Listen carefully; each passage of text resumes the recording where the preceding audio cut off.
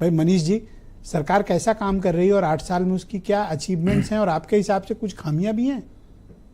50 वर्ष पूर्व एक बड़े शायर हुए दुष्यंत कुमार जी, उन्होंने एक 4 लाइनें लिखी थी जो बड़ा सटीक बैठती हैं आज की व्यवस्था पर। तुम्हारे पांव के नीचे कोई जमीन नहीं है, अफसोस यह है कि तुम्हें फिर भी यकीन नहीं है। मैं इन बेपनाह अंधेरों को सुबह कैसे कह दूं, मैं इन नज़ारों का अंधा तमाशबीन नहीं हूं।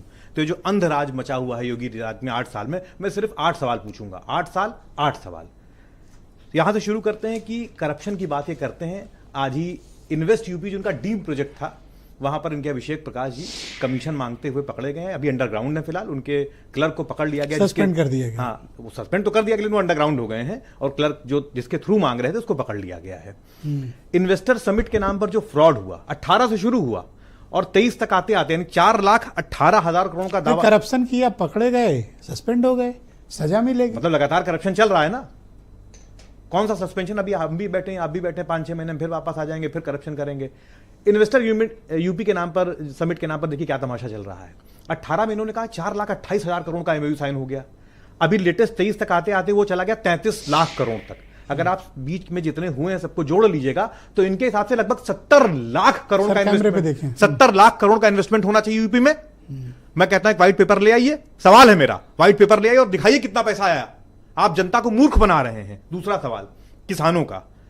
मैं बहुत पीछे नहीं जाऊंगा, आप दुगनी आय करने की बात कर रहे थे ना, और आज का हालात ये है कि अभी अक्टूबर में किसानों को ब्लैक में यूरिया डीएपी खरीदना पड़ रहा था, ब्लैक में खरीदना पड़ रहा था और पूरे प्रदेश में एफआईआर दर्ज करी गई क्योंकि ब्लैक में ना बेचा गया। लेकिन सवाल है कि ऐसी नौबत आ ही क्यों रही है। दूसरी बात, गन्ना समर्थन की बात करते हैं। ये 8 साल में कुल 3 बार गन्ना का समर्थन मूल्य बढ़ाया गया, मात्र 55 रुपया। आप 8 साल में देखिए महंगाई कहां से कहां पहुंच गई। उसके बाद मजदूरों की बात करते हैं। 7 दिसंबर 2024 से अब तक लगभग 100 करोड़ रुपया मनरेगा का बकाया है। होली बीत गई, ईद आने को है, कैसे मनाएगा मजदूर त्योहार अपना? किसकी बात करते हैं आप? तीसरा सवाल, ईद में पैसे मांगोगे क्यों? होली पे तो मांगेंगे, होली पे मांगेंगे ना। मुझसे क्यों ऐसे कह रहा हूं? मैं थोड़ी ले भाई आपने सवाल उठाया तो मैं सवाल का जवाब दे रहा हूं। होली पे मांग सकता है ना, होली बीत गई, 100 करोड़ रुपया बकाया है। तीसरा सवाल, अपराध में महिलाओं के खिलाफ अपराध उत्तर प्रदेश में सबसे ज्यादा है। मैं नहीं कहता, एनसीआरबी कहती है। कैसे? एनसीआरबी कहती है कि पूरे देश में कौन सा अपराध हो गया?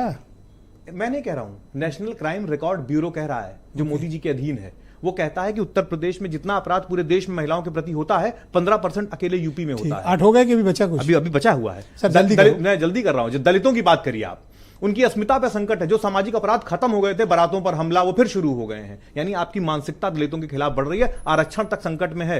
वो 69,000 शिक्षक भर्ती का मामला यहां पर है। आउटसोर्सिंग कमीशन बनने जा रहा है, आप कहां? आरक्षण पर संकट है ना।